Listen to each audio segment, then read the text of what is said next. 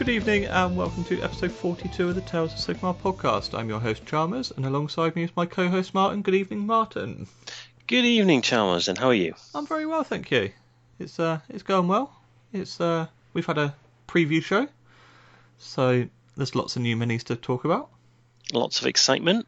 Definitely, and that's what the episode's going to be. It's going to be the Warhammer preview show. So yeah, on Saturday that was a nice little show because it was just AOS, Underworlds, and Warhammer Quest focus. So no 40k, no Titanicus, nothing to kind of skip through. Yeah, it felt quite intense. It was like normally you get a little bit where you're like, I'm not that bothered by that. Oh, there's some nice minis, but I'm never going to buy them.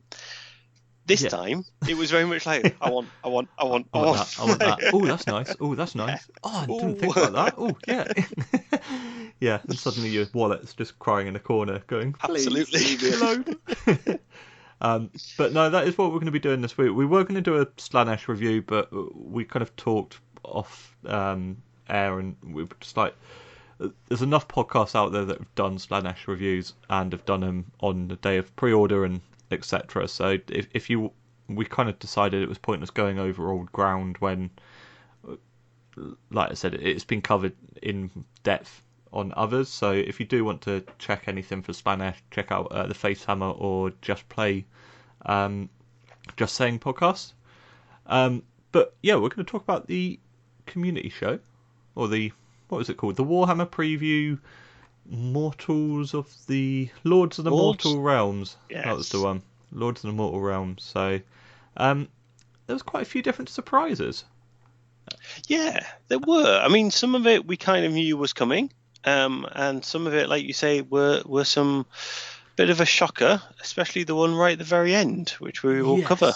Yeah, I completely forgot about that one. I thought you were on about a certain ghostly thing, but yeah. No.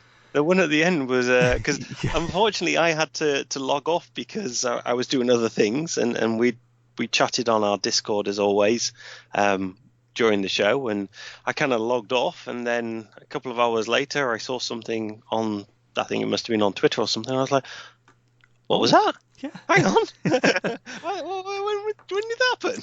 Yeah. Well, we did the same because we were about to sign off, and we're like, well, they always just sign off and then it just ends abruptly. Like, they never do like a little teaser video at the end, and then suddenly they did a teaser video. So we'll talk about that a bit later. But the first batch of models that were revealed, it was the Lumineth, the new range. It's almost as if they've got more models than the initial launch. There does seem to be a lot in this one, doesn't there? Yes. So we got to see the Venari Starshad. The Venari Starshad Ballistas, which is the kind of bolt throwers. Which they look awesome. They seem to be firing like 2 bolts at a time. We were talking about this on Discord. This must be the only model that has like kind of a ranged weapon where they've actually got a proper amount of ammo with them on the base. They do seem to be well stocked, but as I said at the time, we don't know yet how many arrows they manage to shoot per turn. So that could be one turn. True. That could be a one turn's worth. But no, it does look like they've got a pretty decent stock there. I'm sure he's not, but the picture that they showed does make him look like it's more like blow darts. I think 3 of us all said it almost exactly the same time. Is he blowing that arrow? But yeah, I'm sure it's just the angle. I would love it if it was wind powered, because some of them are wind powered. So well, it is. This is the wind bunch, isn't it? That we are. Yeah. I'm sure they've got a better name than that, but wind in the loosest of terms, I think, is the best way of saying it. Yes. We also saw the Venari Bladelords, which is the kind of new Swordmasters. Yep. And we saw one of these in the Underworld kind of starter set, the Diachasm starter set. So these kind of weren't a surprise. The fact that they're Venari as well says to me that they're probably going to be a battle line unit. I would have thought so. Whether it's the bit like they've done with the archers and the light cav, where it's battle line if, or whether it just related because there's a character as well that I think it might be a battle line if you take that particular character. Yeah. Well, at the minute, obviously, the archers and the Dawn Riders, they're battle line for every unit of spearmen you take, which I didn't really like because I'm not a fan of the spearmen models. And I like the spearmen. I don't like the practicality of them, but I do love the actual models themselves. Yeah, I think they're a Marmite. I just don't like them. They just look a bit over the top. Like those spears are just kind of too big.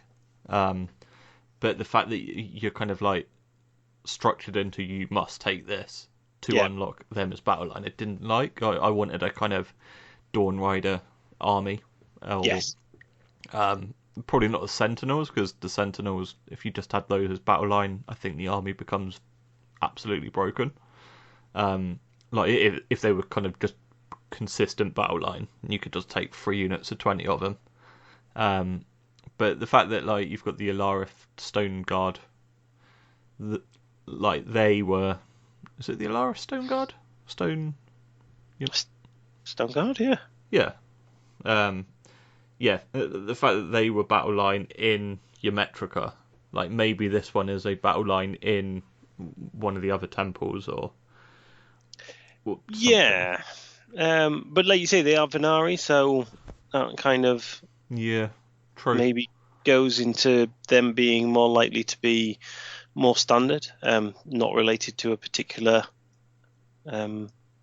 temple. Yeah. So we'll have to wait and see, but they are fantastic models, and all of these are ones that we've seen. In the previous one, we saw shadows, didn't we? We saw shadows silhouettes of everything, and we kind of had ideas of what certain bits were, but we didn't know what other kind of parts of it were. But yeah, they've revealed it all. So they seem to have revealed like 6 heroes or something. So you've got the new mounted hero that's...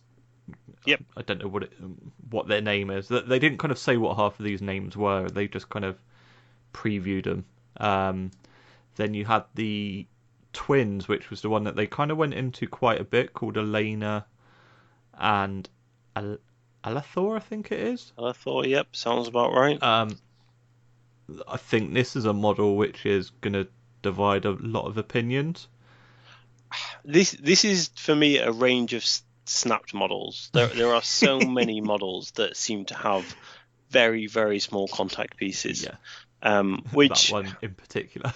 Yeah, and I think there's the one as well. I can't remember his name, but he's got shoes that just don't quite look right, shall we say? And it just looks like a bit of a. It's an amazing set of models. I think they're absolutely fantastic, especially this one, which is a lot more high elfy than perhaps the cowl people were. Yeah. But I do think that a lot of them look like they're more suited for a display cabinet than the actual tabletop rigors of a yeah. By chucking the 5th them in game, and you'll out have just whatever. a couple of bases going. But I promise it's that model. yeah, honest. Yeah, honestly. So yeah, it does have a feel of maybe the model designers got a little bit away with themselves, but they do look fantastic. Yeah, 100%. We also got the new kind of Swordmaster, I think, not Swordmaster, Lawmaster. They did say what he was called, and I cannot remember for the life of me. He's the kind of the wizard with the moon and the sun kind of symbols on him, and he's got a big staff and a big sword as well. Yeah. So that one could be quite nice if he is a kind of reimagined Lawmaster. Then we've got the one which, like you said, is questionable shoes. Like, the moment I saw them, I said I'd just chop off the shoes and put them on the ground like normal. And he's holding that lantern, which, again, the lantern itself looks like it could snap off quite easily. But yeah, and I'm it's one of those ones where I look at it and I go, I want to know the fluff behind that. Why has he got those shoes? Like, it's a real taking the practicalities of it to one side. There must be a reason why they've given him such bizarre shoes, because I don't think there's anything else in the range with shoes quite like it. I think it's probably someone binge watched RuPaul's Drag Race during lockdown and just went, yeah, chuck it on there. That's another logical one. That may or may not be true. We'll never know. The thing I do quite like is the floating parchment, and he's like writing a spell on it. That does look quite cool. Is that what it's meant to be? Yeah. Well, I think it is. I couldn't work out because you can't see the other angle of it, and I couldn't quite work out what it was meant to be. Some sort of inscription on a piece of floating paper. Makes a bit more sense than what I thought it was. I thought you just like stuck it on a piece of paper and can get them off. Just wildly shaking these pieces of paper on his wand. You better have a paper cut attack for the one of his weapon profiles. You also had the Air Mage, which is like riding the big air cloud. I like him, but the thing I don't like is the flight stand. Like, I know why the flight stand's there. Before anyone goes, well, it's so it can fly in the air. Yeah, I know that, but it just looks a bit weird, if you know what I mean. Like, I'd rather they'd sculpted something else where he's flying, like even a column, so you attach it to that and he flies around it. Like, rather than... Yeah, I think perhaps if done right, you can get away with it. Because even though it is clear, it does look slightly, on these pictures at least, it looks like it's white. So I wonder whether or not you just paint it the same way as you're painting the cloud and just maybe do it that way. I'm sure there'll be plenty of people that'll do other stuff with it. But I know what those flight stands are like as well, so... The contact points on them again, it's not great, is it? So. Yeah, so that's going to be fun. Then probably my favourite model from... Actually, no, it's not my favourite model. I know what my favourite model is. My second favourite model is the Massive Standard Bearer. Something that has been missing from a lot of AOS. I was going to say from all AOS armies, but Khorne have got the Blood Secretor banner, and Stormcast have got the Night Vexilla, he says. Yes, I think that 100% conviction. Night Vexilla, he's bringing up the app because I need clarification before I... Vexilla... Night Vexilla, of course it was. There you go. Yeah, but apart from them, I can't think of any other kind of standard bearers in any of the armies. Which used to be like a battle standard bearer was a staple thing in a lot of fantasy armies. Yeah, I think you do have it. Eels? What do eels have? It's a musician, a standard bearer, and a... Oh no, yeah, you have standard bearers in like in armies. I'm meaning more an actual physical banner, battle standard bearer. Like there used to be like a specific hero that was like had a banner. I mean, the High Elves was always it had a banner of the World Dragon or whatever it was. Yep. Gave you a 2-up save spell. Or I can't remember what it was. Used to make everyone rage quit. But yeah, there's not many armies that have a specific totem bearer as such. Does I'm going to say lizard men? No, they've got the Astroloth bearer. But again, none of them have got the big flaggy kind of flaggy flag. The big flaggy flag. There you go. That's the title for the episode. Big flaggy flag. Again, I look at this in practicality. That model's going to fall over all the time unless you put a lot of lead on its base as such. Andy's going to be a pig to glue. Yes. You're going to have to like lay down the banner on the table and probably mount the guy. Yes, because I'm guessing the connection points again are probably going to be like one tiny one. But it does look fantastic. And yeah. I don't know, I'm assuming that the banner is molded slightly. They did say that the whole design is all molded on, so that was my worry, because I was like, if you gave me that much free space, then I'd just... Yeah, and it would be nice if it came with an option without it as well, though. I think it's great that it's molded on for the vast majority of people, but it would be nice that if they did an option with just plain, so that people could, if they wanted to, do it. Yeah, I suppose so. I mean, you could always sand it down and get rid of the details. I know that's kind of a faff, but I suppose if you're talented enough to make a decent job of a banner thing, then... you're talented enough to do a sand down properly. Yeah. There is that side to it, yeah. But no, I mean, he is pretty cool. I'm looking forward to seeing what his rules are. They also showed the alternate flying fox dude. I mean, they did show that in one of the Warhammer community articles, but they kind of made out it was the first time we were seeing it. But it was in the... I'm trying to think what it was. I think there was an article that talked about what the Seraph was or whatever it was, and they kind of released it at the end, so that was nice. And then they also showed, and this was my favourite piece, the Shrine Luminal terrain piece. Yes. Which and if you didn't phenomenal. kind of get a Japanese feel from the models up to this point, you can't see that and think of anything other than a proper Japanese feel with it. And it is a brilliant... So good.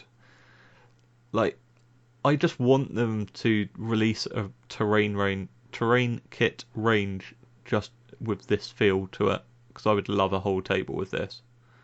Yeah, and I'd again shout out to Dark Fantastic Mills. Has got a load of floating terrain which I think could fit quite well with this, and 100%. I know he does. He's doing a lot of stuff recently based on releases that are coming out, so I do wonder whether or not he may update that range to give it a bit more of a Japanese feel. Add maybe extra bits in. Yeah. It says if you go on Dark Fantastic Mills, it says Argent Realm terrain. That like you said, it would fit very easily into that. Yes. But yeah, I'm getting that terrain kit just to put on the table because that looks cool. It does. It looks fantastic. And an interesting piece I saw on Twitter the other day was, if you look at the building, it is also the same design as the broken building at the bottom of Teclis's base. Ah, okay. I didn't. So I've forgotten what his mount is called, but what his mount is stood on is actually like a corner piece of one of these. Ah, okay. So, yeah, that makes sense actually. Yeah, Selenar, he is on one of that. He is on a part of that, so that's quite cool. I was looking at this and I don't know why, but I was like, I could see that on a Marvel tabletop somehow. Absolutely.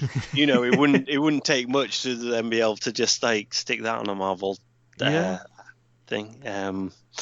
Size 5. Size 5, yeah. Yep. If you don't know what we're talking about, check out Tales of Crisis, our new Marvel podcast. See, look at that, we're a pro. We can just jump across. Absolutely, drop it in. Fine. Available on all good iTunes and podcasts. Yeah, we're not very good now. I know what I meant to say. Just look for us on YouTube. That's the easiest way to find it. But yeah, that terrain piece was amazing. And in the video, you see a couple of the characters on top of it, and that kind of gives you the sense of scale. Because I looked at that and went, oh, it looks okay. And then you see one of the big characters. I think it's the one with the floating paper that's writing the inscriptions. Yep. And he looks tiny on it. So it's going to be a big chunky piece, I think. And we may as well talk about the elephant in the room. The new Lumineth Realm Lords battle tome. Yeah, well, before we do, I do have an interesting question then. Okay. Do you think you're going to be able to put a model on there? And if so, how are you going to be able to attack it? Wait for the FAQ. How long do we have to wait for the FAQ? Yeah. I'm wondering whether or not you'll be able to, whether it'll make them immune to combat, but you'll still be able to shoot them, or the old Balewind. Yeah, you're not allowed to come within 3 inches of it, but because that's a like you say, it's a hefty sized piece of terrain. Yeah.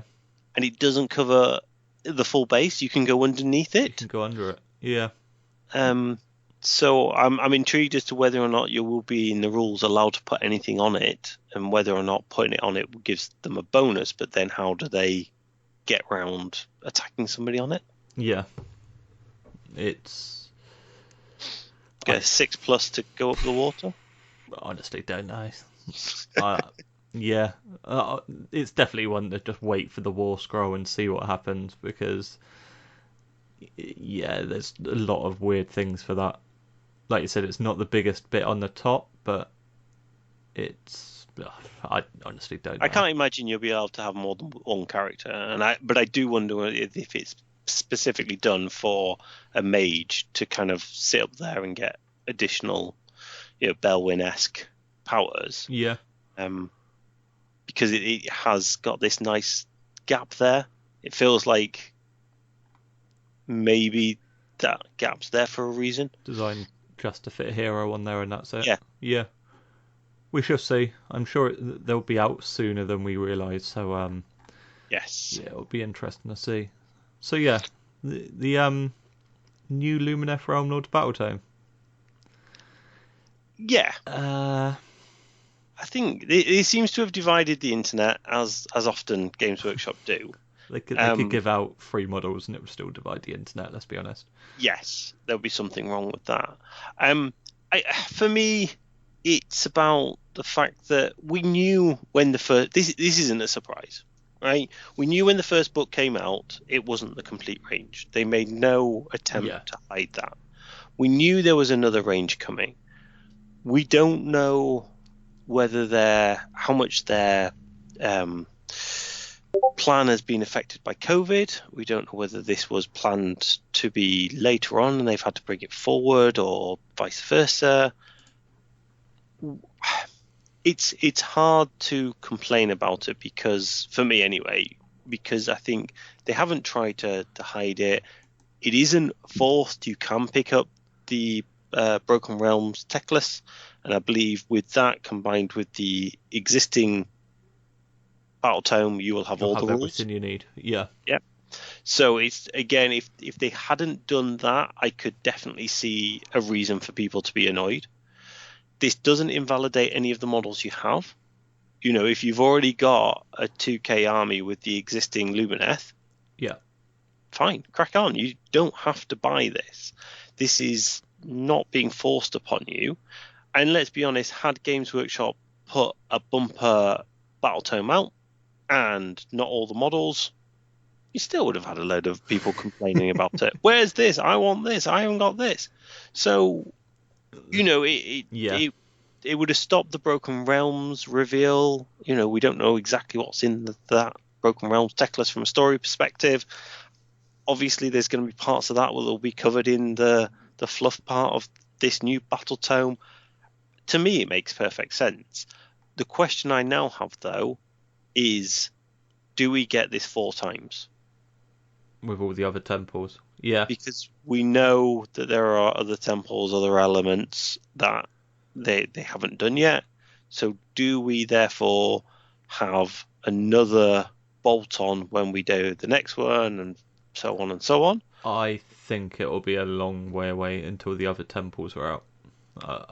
Personally. I thought that about this one, to be honest. I must admit, I didn't think this would turn around anywhere near as quick as it has. I didn't think it was this quick, but I had a feeling they were coming. Like, something was coming extra, because the Lumineth book always felt a little bit light for something that was meant to be such a big army reveal. Yes. I agree. How long are we off from it, though? What, when Lumineth came out? Yeah. It was June last year, because we did our 4-hour battle tome review that you can find on the YouTube channel. Right, I'm going to stop that now. It was, I can tell you now, 7 months ago. Yeah, maybe I'm in my head. It was nearer 12 months ago. So yes, this does feel quite soon. Yeah. But again, like, how much of that was delayed because of COVID and everything out? Like, it is what it is. Like you said, they'll complain about anything. So, like, just buy Broken Realms tech list if you've already got the battle tome, and then you've got 2 books to go through. If it's really that much faff, go buy a book. Like, you're going to go spend hundreds of pounds on models. A £25, £30 battle tome isn't really going to be a deal breaker to me. No, and like I said, I don't see what there isn't an obvious solution other than in June they dropped a book with everything in, which would have meant that they would have been dropping a range of models that would have been vast. Yeah. If you think all 4 had come out at the same time, I mean, there's oh wow already a good chunk of models in this range. There's already an existing decent range. It's not, like you say, it's not fully fleshed out, but it's a decent range. You think that the high elf range took years to pull together. Yeah. They didn't, high elves didn't all come out at the same time and be like, haha, here we've got the full high elf range.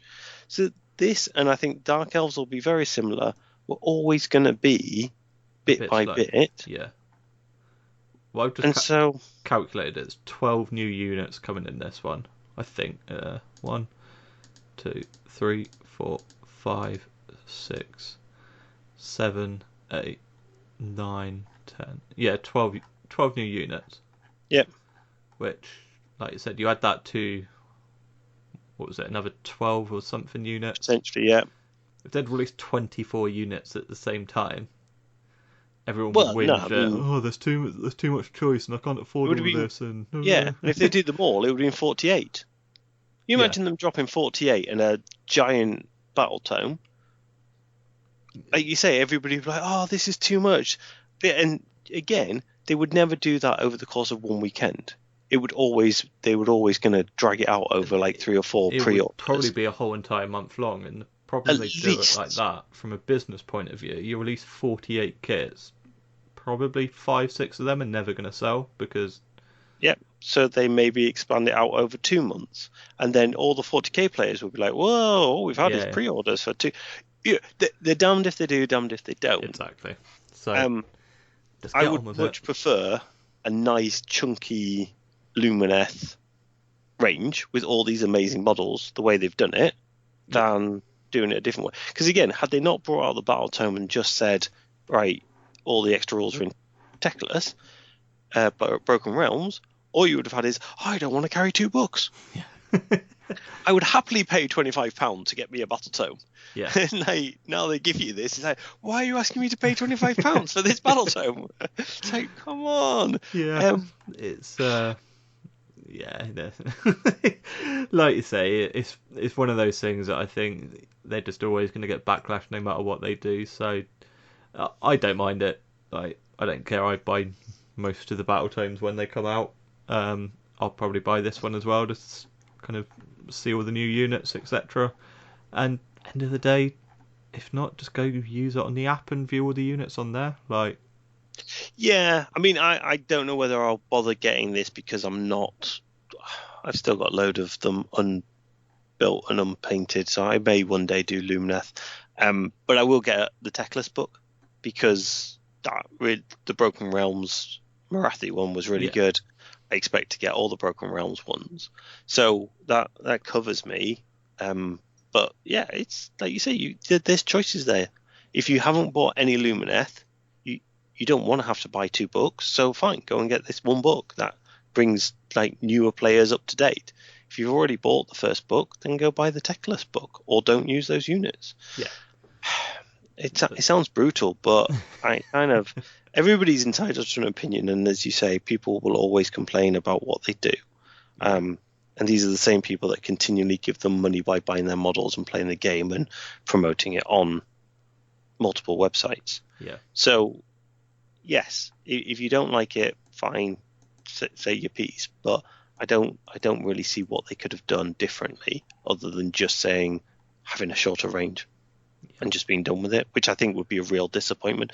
It's literally an entire realm's worth. I know there are other things in the realm, but the concept is that these guys are at the height of their power had the entire realm to themselves. Yeah, and they are like the AOS version of High Elves as well, which was such a popular range in fantasy, so they need to do it justice. But it is what it is. But let's talk about probably one of the biggest surprises in the reveals, and that was Krulgast I can't do pronunciations. Krulgast Cruciator. I'm glad you did it because I couldn't have done it any better than that. Crawlgast Cruciator, there you go. Nighthaunt, they're getting a new model. Yeah. Now, go on. I think that there's going to be a Broken Realms something or another that includes Nighthaunt that then, just like Daughters of Cain, brings out a new book, because my god, they need a new book. 100%. It's the army I did as part of AOS 2. I jumped on board because the models were fantastic, easy to paint, got a full army, got probably a load of boxes that are still in boxes somewhere of other ones to add to it. Never really got off the ground because they're such a frustrating army to play. I mean, we talk about Lumineth being loads of broken contact points. These guys are the epitome of it. But as far as rules go, there are so many Wholly Within, and then just Within, and then it's been a long time since I played them, I must admit. But they're just frustrating. Yes, just frustrating, and which is such a shame because it is a huge collection, and they're amazing. Yeah. And this model itself is absolutely stunning. It's a bit weird. It's like he's been tortured himself, but he's also got torturing tools to torture other people. Yes, and that kind of runs with the theme of a lot of the Nighthaunt are being tortured. Yeah. One way or another. Tortured souls by Nagash or whoever. But he does seem to be taking something out of somebody's skull, which is life force or something. A soul, maybe. I don't know, but it was a massive surprise. Like, I think all of us on Discord when it got revealed were like, oh, yeah, because everyone was like, oh, come on then, Soulblight. When's Soulblight coming? And then we're like, oh, it's Soul. Didn't see this coming at all. It's Nighthaunt. Yeah. So yeah, I fully expect we'll get a new Nighthaunt book. And we also got a challenge. Sorry, just on the Nighthaunt. Yeah. I think it's going to be interesting to see what they do with them, because if you think about it, they haven't had anything since the release of AOS 2. Everything else has more or less had something added to it. I know there's still a couple of them missing, but other than that, I think everything else has had stuff added to it. So they are due one, but I just hope it's not a repeat of what they did with the Lantern guy, whose name escapes me. The Guardian of Soul to Immortality. Yes. Yeah. Because that was in, then it was out, then it was in, then it was out, and I think you can't use that anymore, can you? No. So no, I think this one, the fact that they've revealed it like this, I think he's going to be a new character in Broken Realms or a new battle tome down the line. And who knows, maybe they'll release that Guardian of Souls again. Maybe. I think Nighthaunt players are due something, because like I say, that's the only thing they've had, and even that was, everybody loves it, it's an amazing model, great rules, is miles better than the other one, and you can't use it anymore. Yeah. But yeah, to oppose them, Stormcast are getting a new character.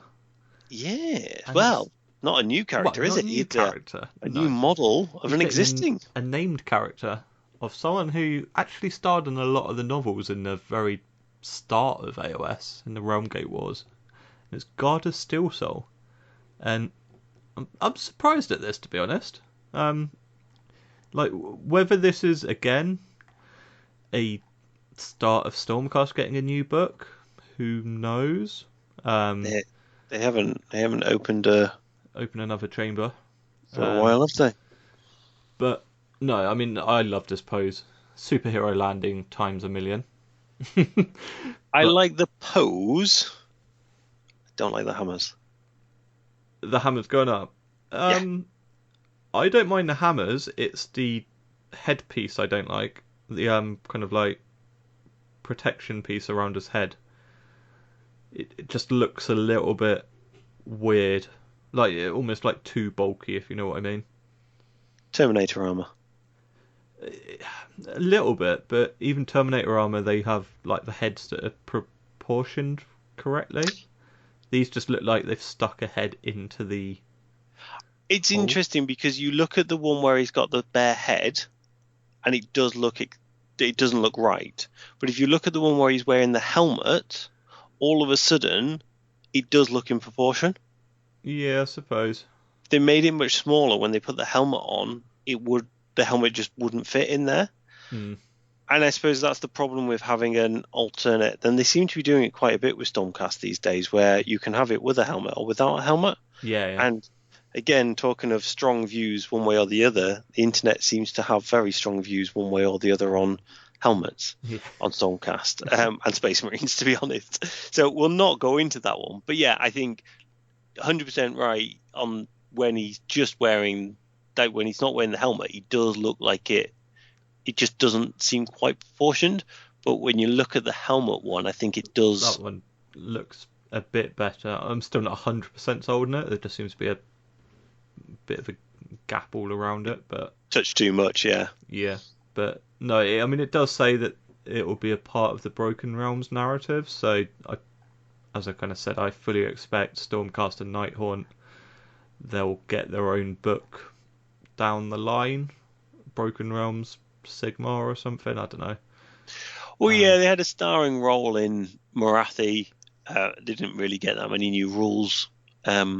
So wonder whether they're in tech lists. They do tend to pop up in most of them, don't they? But yeah, we'll see how they come in tech lists. But there's no suggestion that these two are actually in the tech list book, because I can't remember who is in, but I don't remember Nighthaunt or Stormcast being. No, Bone Reapers, Flesh Eaters, Nurgle, and a couple of others I can't remember. Yeah, they're all in the tech list book, so yeah, it is interesting that Nighthaunt were kind of left out, but yeah, I'm sure we'll see them down the line. And talking about seeing stuff down the line, we got a new Soulblight Gravelords model. Yes, the White King. The White King, a mounted White King, which he looks very cool. Like, everyone thought it was a Blood Knight. Yeah, and it was that mix of like disappointment that it wasn't a Blood Knight, followed by actually this is an amazing model. Yeah, and it does give you hope that the Blood Knights will look just as amazing. Better. Yeah, there seems to be a little rumor engine picture today. That's Tuesday that we're recording. There was a rumor engine picture of what looked like a kind of hoof of a Blood Knight. If not, it's something very similar. But yeah, this model is stunning. It's got very kind of a lot of nods to the old world style death rattle with that shield taken straight out of old world. But the actual sculpt is phenomenal. It's so nice. It's been given a revamp, but it doesn't feel as if it's gone through the full AOS machine. Yeah. As such, in that it still harks. There's enough in that. It's not like High Elves to Lumineth, where we're starting to see a little bit more, but they really have changed it. This is much more in line with a modern version of. Yeah, it's not a complete reimagining and something that looks crazy. It's actually, these are kind of classic in quotation marks vampire counts, but taken up to that extra little notch of kind of polish, and with the new sculptors and that have kind of like just given them that fresh breath of life to make them look awesome. And it says, like, in the actual article, it goes, the necromancers are hard at work as we speak, preparing the legions of undead to march to war later in the year, which says to me that Soulblight Gravelords is coming second half of the year, or over the summer. I'd probably say more over the summer, as we've already seen like a couple of leaked packaging images of bits, but of that vampire count with the kind of bats pulling at the hair, etc. So I don't think they would be like when I say later on in the year, I wouldn't say September, October time, because if they're already doing packaging, it says to me it's kind of, months rather than quarters. Yeah, back end of the summer maybe. I don't know whether or not AOS 3 is completely off the cards for this year or not.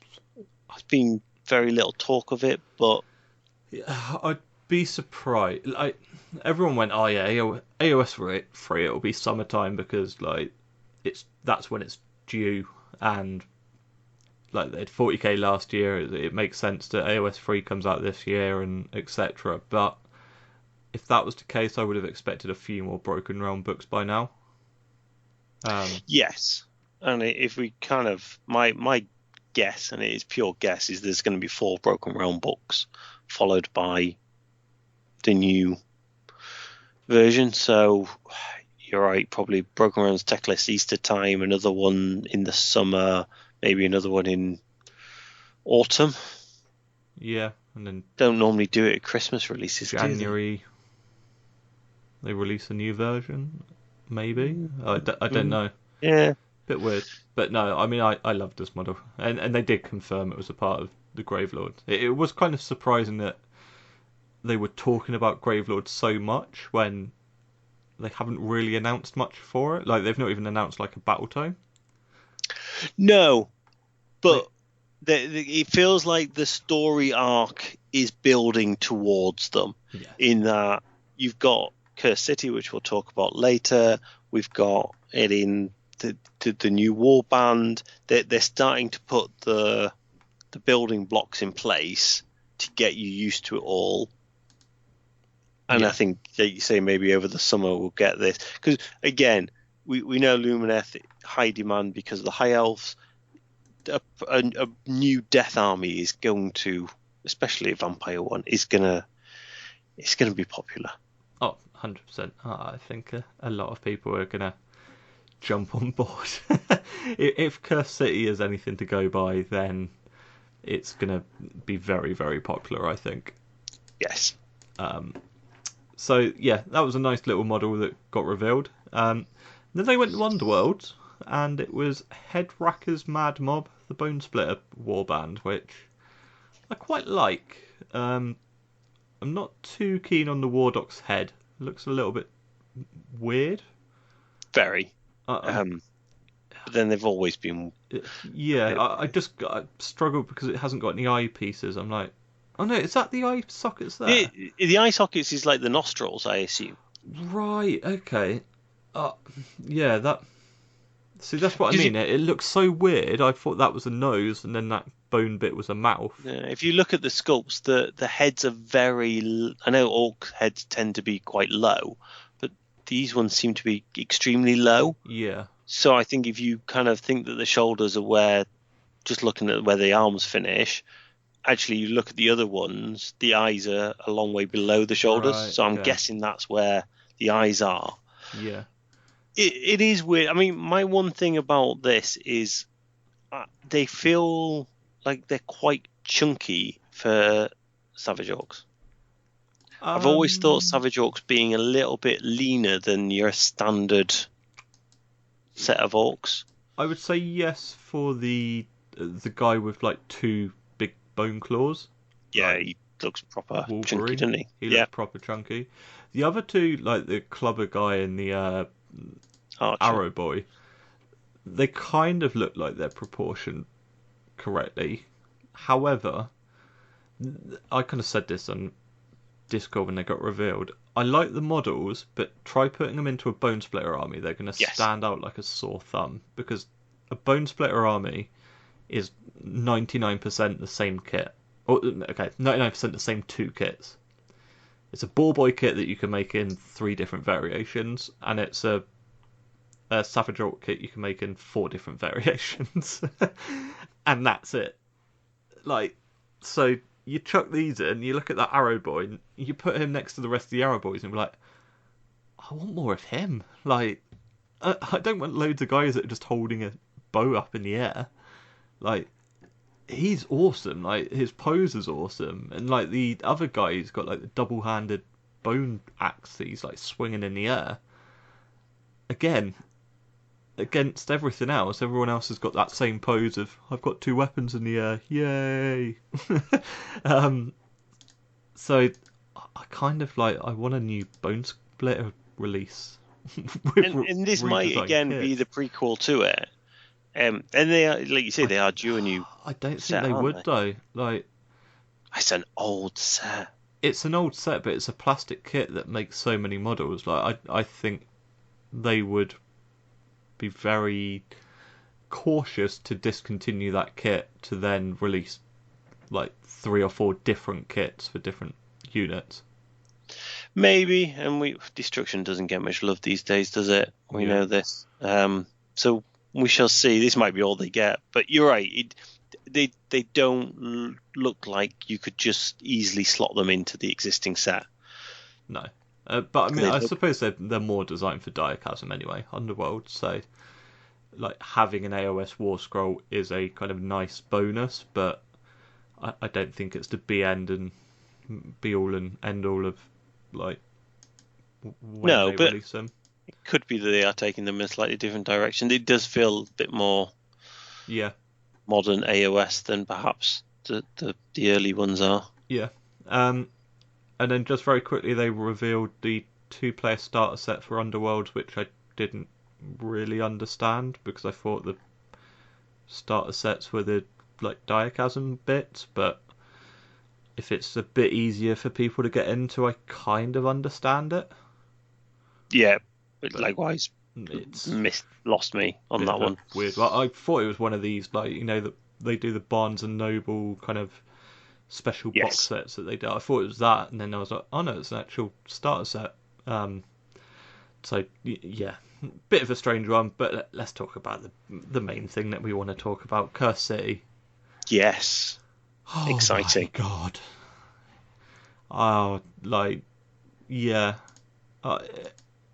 Honestly, probably the best set of models that GW have ever done.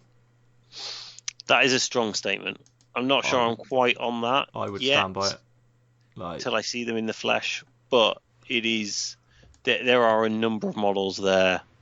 I think with a lot of releases, there's 1 or 2 models like that's amazing, and then the other ones are a bit meh. Whereas I think this is consistent throughout. There's 1 or 2 that are a bit not quite my taste, but I think the vast majority look awesome. It's absolutely amazing. I mean, they revealed everything for the game, which says to me that it's coming out a lot sooner than people realise. Maybe even next week, or pre-orders coming up next week or the week after, I expect. But yeah, they revealed like a new Caradron guy who looks absolutely bonkers. I mean, it's obvious he's a Caradron guy, but he doesn't look like a proper Caradron legend. And I think this is the beauty of these kind of sets is they can take individuals and they can explore an element of the realms that they don't have to build an army for. Yeah. They can show a race or a selection from a race as such that, you know, that one model encapsulates a load, and you're right, it shows a slightly different view of Caradron. Yeah. And this is, I'm guessing, an independent Caradron out to do whatever he's doing, you know, fame and glory and money and all that. Yeah. So you wouldn't expect him to look really like one that's leading necessarily an army into battle? And the ogre is so good. It's so different to a normal ogre, and it just looks so natural to the kind of aesthetic. Like if they released an army of ogres like that, like yeah. But like you said, it's the joys that they can just release 1 or 2 bits. But again, the ogre is very samurai Japanese style.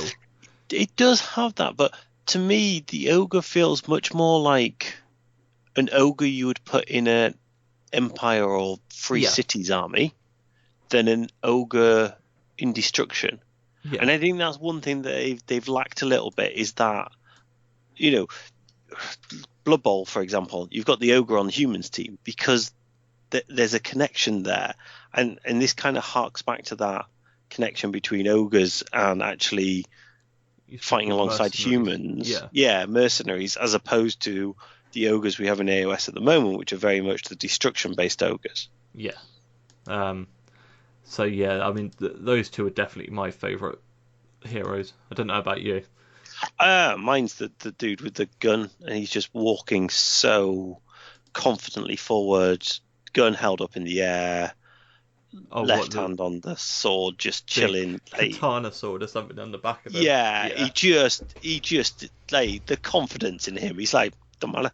Let it to the guys, don't matter. Sword, pistol, sword. Been through all this before. Yeah, got a couple of guys with me. Don't trust any of them, but I that is by far. I love the wood elf or the Kanathi. Yeah. One. I'm not a big fan of the dude with the super long beard. That is the one which I think I'm not the biggest fan of, but come back to Lumineth, I can see that beard snapping off very easily. Yep. You can kind of get a head that's very similar to that in the Empire Battle Wizard, but the beard is literally a quarter of that length. So it would be interesting to see whether they match up, because that might be a adequate swap. Yes. I think you could just cut it and put a bit of green stuff on just to finish it off. I think my problem with the beard is, if you look at it, it doesn't seem to attach to the face particularly naturally. It just seems to have been stuck onto the bottom. Stuck on, and you can tell it's a separate piece in the plastic kit. Yeah. And I don't know whether that's my issue with it. But the rest of the heroes, there are some absolute standouts. But even those that are not the ones we've mentioned, they're all fantastic. Yeah. And we also saw the hostiles, and there's 42 different models that you get, which is bonkers. You get new bat swarms, which fantastic, look very cool. The big bat looks very Warhammer Quest original version. Yep. Redone. Love it. New rat swarms, which I'm sure if you Skaven players would be very cool. Yeah, some of them are dead, some of them are alive. I assumed they were all dead and it was just different levels of rotting. Well, it's a bit weird. Like, you've got some that have just skulls, and then you've got some that look like normal rats. But I'm sure in the plastic rats you get like the Plague Monk sprues and that. Half of them only have like skulls on as well, so fair enough. I'm sure they'll turn up in a certain few Skaven armies. You had the Undead Ogres, like the twins with the huge axes, which look pretty gruesome. I thought they were orcs, undead orcs to start off with, but they said that they were Undead Ogres. Yep. And yeah, the kind of massive axes look bonkers. I think they're going to be pretty tough to fight in Curse City. Yeah, they're going to be not necessarily the top ones, but I think they're going to be the ones that are going to be pretty solid. Like you say, there's just the two of them. Yeah. You got the new skeletons. There's 10 new skeleton models, which they all look very cool. And it wouldn't surprise me if these come out as the new Soulblight skeleton warriors down the line. Am I the only one though? And I haven't seen this mentioned much online, so I don't know whether I'm missing it. Like, all the heads look just a bit. They're all crooked. I think that's meant to be the point. And I kind of get it, but at the same time, they all look just like a little bit too crooked. Just look shambling. They just look like they're giving you a quizzical look. Well, there was a meme going around about the sassy skeletons when, like, a couple of them got revealed because they all looked like they were kind of posing as a boy band or whatever it was. Very much so. But no, I know what you mean a little bit, but I still like them, like, compared to the old ones. Yeah. I hated the old ones, like tiny contact points, and they were fiddly, and these just look like proper hefty. They've got armor, they've got robes, they're still skeletons obviously, but they look a lot better. And yeah, if these come out for Gravelords, then I'm sure they'll look amazing en masse. Absolutely. The new zombies. Just I like horrendous. And in a good way, horrendous. Yeah. The one thing I don't like for them, and this is my only gripe from like the whole kit, was they've all carrying like a tomb and that on top of them, which looks a little bit weird. It does. I get why. Yeah, I get why. Like they're obviously climbing out the grave, etc. But it's the fact they've been staked. Okay. So each of them has got a stake going through them. There's one or two with a thing around the neck. But the point is because, and they kind of touched on it, and because they know these things likely to come out, they've put a stake through the bodies to keep them in. Right, I've completely missed that stake. That makes a lot more sense. I was looking at it going, why are they just walking around with him like on their back?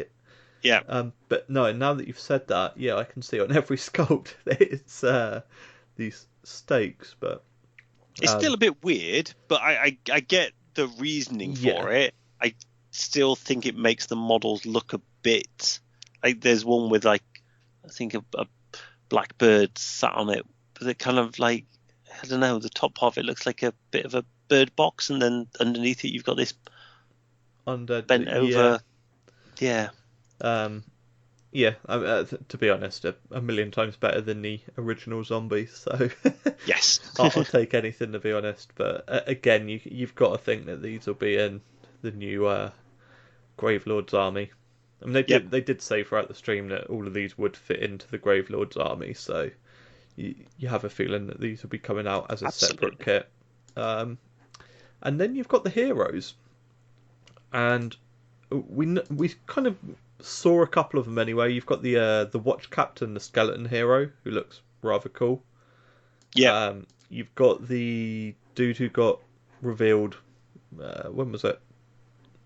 2 reveal shows ago. That was the Gravelord, Gravedigger guy with a big spade. Yep. And then we saw everyone else. So throughout the week they revealed he's the kind of like the scientist, almost like the new necromancer, whereabouts he goes around the city kind of finding new subjects to test on. Yep. I like him. He's got one too many beasts around him. Yes. For me. I think they could have easily got rid of whatever the thing is that's around his legs, or they could have got rid of the bat that's hanging down between it. But if he's meant to be a kind of like he controls all the beasts and does experiments, it kind of makes sense. Yeah, I think it'll make sense, but I don't know. It looks like a busy sculpt. Yeah. Then there was the 3 newly turned vampires that they kind of. I'm trying to remember how they called what they called them. And I can't remember what they were. They were like the wildlings or something like that. So like the bottom half of them are kind of very feral, almost like wolf-like style. Yes. And then the top half were vampires. Or vampires. Yeah. I really like these. This was kind of what I was hoping a new battle line unit would be, like a newly turned vampire style thrall kind of unit that would be a kind of elite but battle line, etc. But it kind of fills the gap, doesn't it? Because that's one of the things about the range is that you've got these super powerful vampires, and then you tend to just have a load of skeletons and zombies. Yeah, you've got nothing in between helping them. Yeah, and these look like they would do that. Yeah.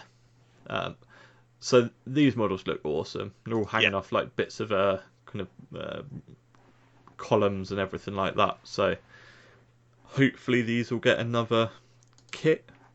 Yep, there's a nice tactical rock on one of them. Yep, tactical. If you don't know about Marvel and tactical rocks, then that joke is completely above you. Oh, I wasn't even going to mention where it's from. Well, they'll become tactical rocks. What are they all about? And then we saw the leader, and this is Radikar the Wolf. There you go. And he is a massive hulking awesome vampire with by it looks like 2 dead wolves on top of him. Yep. Either side of him. He looks very Russian, kind of East European. Yep. No, again that. He is wearing Vanilla Ice parachute pants, but we'll ignore them. Oh yeah, I'm expecting somebody to do something fun with those. Glittery pants, yeah. Yep. But no, he looks an absolute unit as well. And I mean, we've seen the kind of classic vampires in the new Diachasm Warband that's coming out, but he's that kind of just an extra little bit of AOS twist that is kind of needed to bring it up. Yeah, it's not an obvious vampire, no. But you know when like you look at it and somebody tells you it's a vampire, that's fine. And like you say, it gives it that AOS twist, and I could definitely see. Obviously, I don't think there's going to be an army of people like him because he's related to this particular city, but you could see them doing something similar with some of the vampires to give it a bit more of a twist and a bit more of a themed AOS-ness. Yeah. But he was just the icing on the cake. I cannot wait to get this box set. It looks fantastic. And there was one more, wasn't there? Which was, I want to say, is it a Vargolf? Oh yeah, of course. Right. So yeah, it's a kind of. They did explain what it was, and I can't remember what it. It's not a Vargolf, but it kind of is a Vargolf. It's the vampire version of a Vargolf. Yeah, they kind of said it's what happens if the vampire curse takes fully control of them and they go completely feral. Yeah. But yeah, it's a kind of vampire werewolf cross. Nice. But he does look very cool. A little bit over the top, just on the kind of spiky bits on his shoulders look a little bit strange, but yeah, it's an interesting sculpt at least.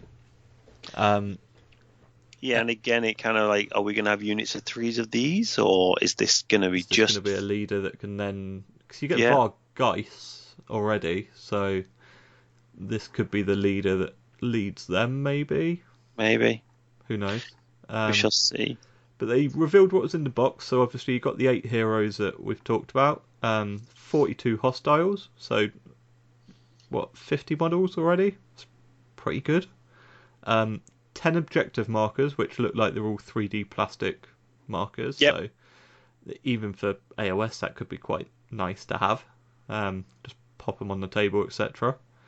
You get the rule book and the quest book, which is obviously tells you how to play the game, and then also the quest book is because it's a continual kind of evolving campaign, so you kind of go through all of that and it will give you different missions. There's a book with war scrolls, so you can I saw that as quite interesting. All of these in AOS from the off. Yeah. And like I said, I fully expect all of those hostiles will turn up in a Soulblight Gravelord book anyway, with probably revised rules. But yeah, just to get them straight off the bat with a War Scroll book is quite nice. And it'll be interesting to see whether there's any hints or which words they give them, and whether there's any hints there as to where the direction's going. Yeah. On that. I don't know whether or not these war scrolls will just be temporary, potentially especially for the hostiles. I think so. Yeah, I think they'll kind of have some very basic rules to use in AOS for the time being, and then I don't know, a month later or 2 months later, here's the actual revised bits. Could well be. It could be that some of the models actually don't get released for AOS. I fully expect skeleton zombies. Did everything in Silver Tower get a set of rules in the end? Yeah. I mean, if you think about it, Silver Tower only really had the Gaunt Summoner, Pink Blues, Brims, Screamers, and Zangor. Well, he also had I'm going to butcher the name, Ogroid Thyroid or whatever it is. Oh, the Ogroid Thermitage. Yeah. Thermitage, yeah. And that was in the Tzeentch War book. Tzeentch. Yes, but it started off in Silver Tower, didn't it? And there was the other one as well. What one? Was there not another monster that started off in Silver Tower and moved on to the War Scroll book? Let's have a look. Trying to think.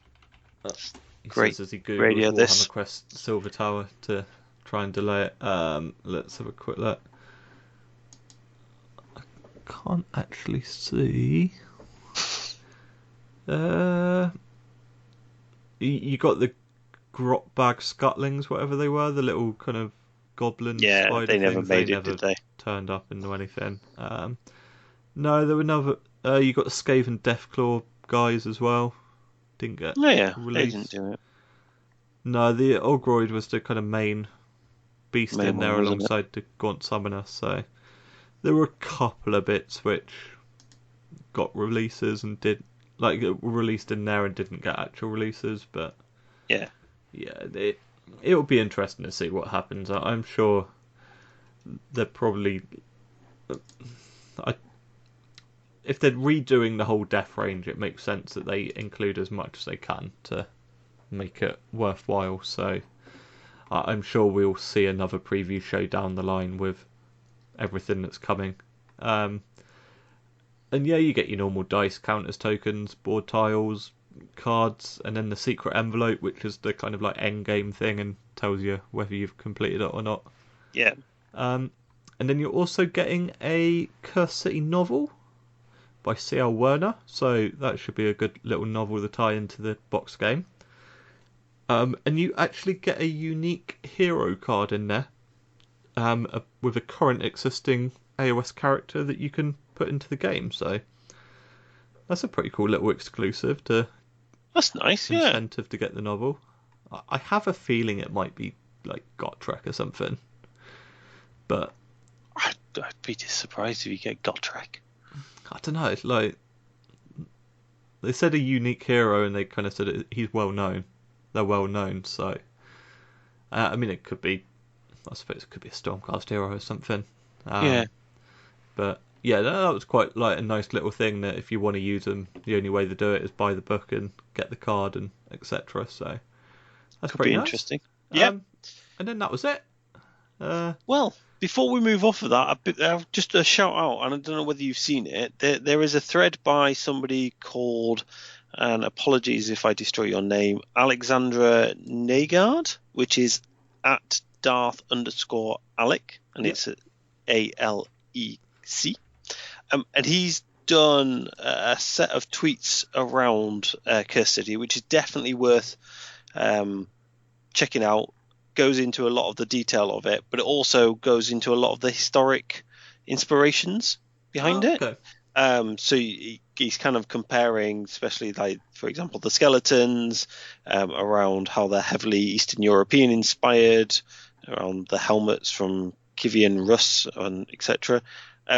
So it's definitely worth checking out. It's a very long set of tweets, one after the other It makes a really good point around the fact that those two ogres that were there, the first set of ogres we've seen without gut plates since about 6th Ed.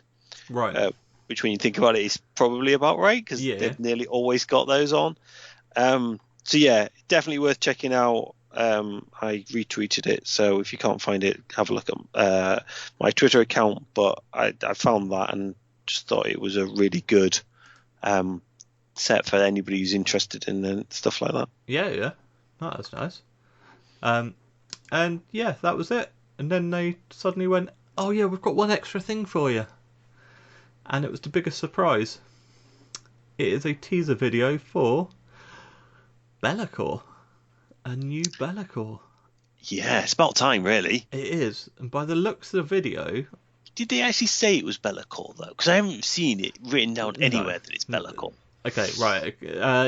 They basically said right at the end, like the Dark Prince Rise, whatever it was. It was basically whatever his name was. It was about as Belakor as you could do without them just putting a big neon flashing sign going Belakor. But yeah, from the from what we've seen of the little snapshots of what they've panned around, he is getting a bit of a size upgrade. Again, about time. He's tiny in the game when you think about it now. Considering, I don't think he's meant to be quite full bloodthirster size, but I do think he should be a little bit bigger than what he is in the game. Yeah, I mean, he is a demon prince, but he is like the biggest, baddest demon prince you can think of. So yep. I have a feeling we'll get. Oh yeah, he even says in the book, Kevin. So we're not giving away too much right now, except to say this will be all tied in with a princely third book in the Broken Realms saga. So I fully expect it will be Broken Realms Belakor then, or something along those lines, where he gets a new war scroll and new model, and yeah. Yeah, and I found that odd that they mentioned that he's going to be in the third book for Broken Realms. I don't know. They didn't mention that the Stormcast or the Nighthaunt was. Yeah. And we've just both assumed that they're going to be in the new Broken Realms ones, but actually,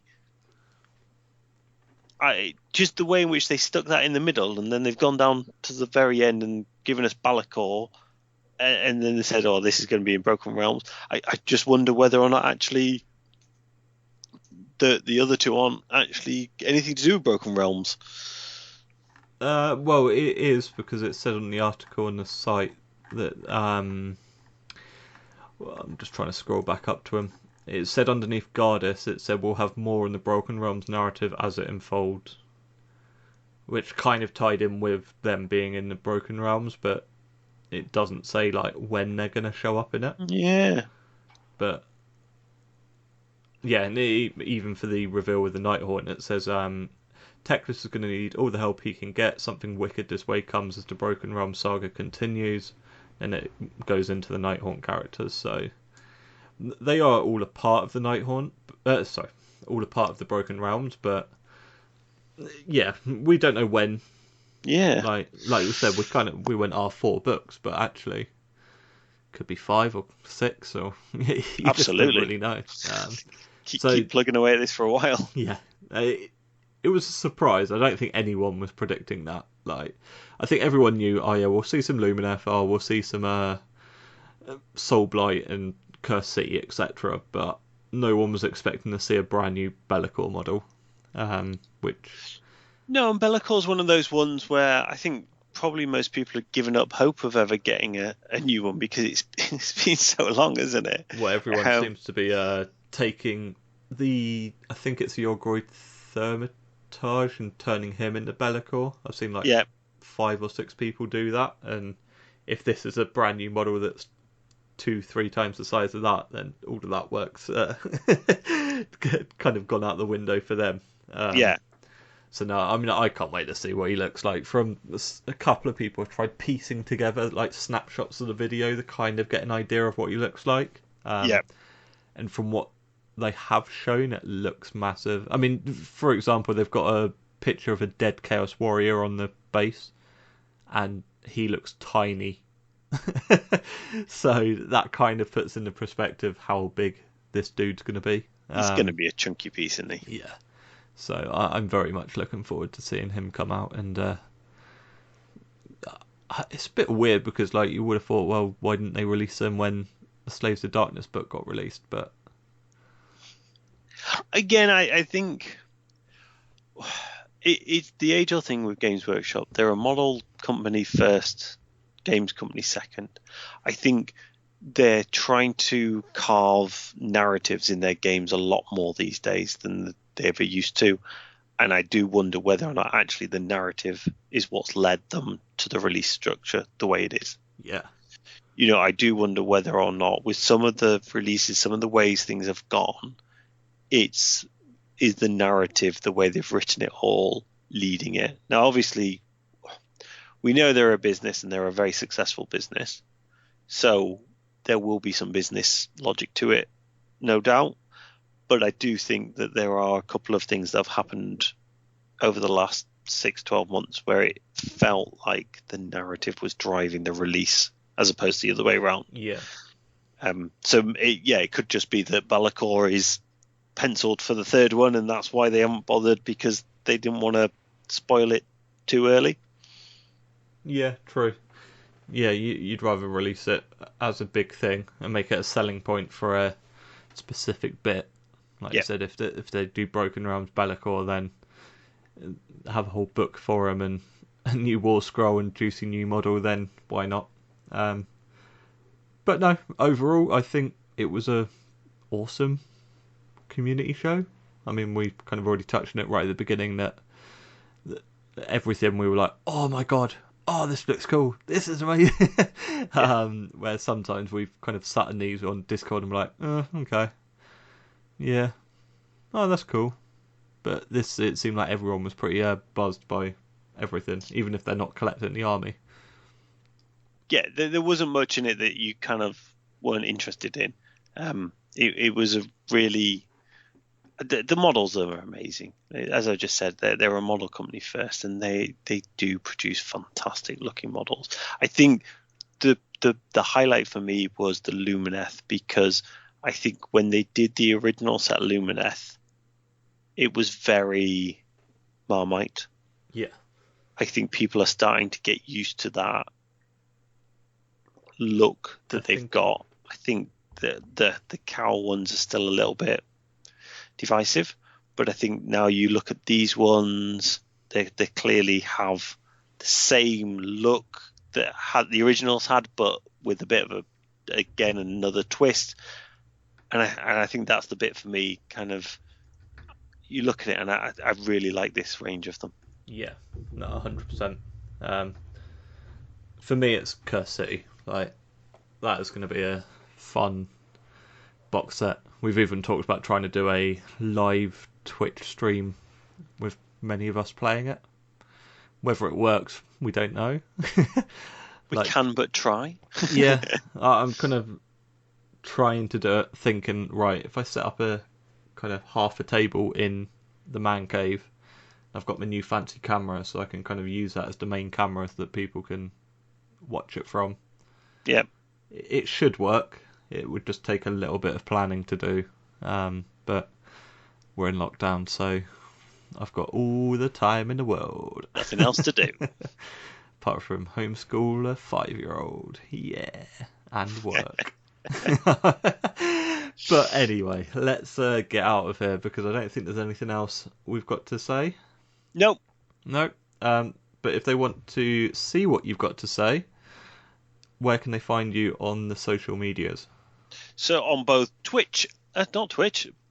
So on both Twitter and Instagram, you can catch me at martinswaffield. There you go. And I am at Tales of Wargames on Twitter, Instagram, Twitch, and we've also got the YouTube channel, which we're putting kind of the podcast and some of the painting videos on. And then we've got the website as well, which is www.talesofwargames.com. But until next episode, take care and we'll see you soon. Good night.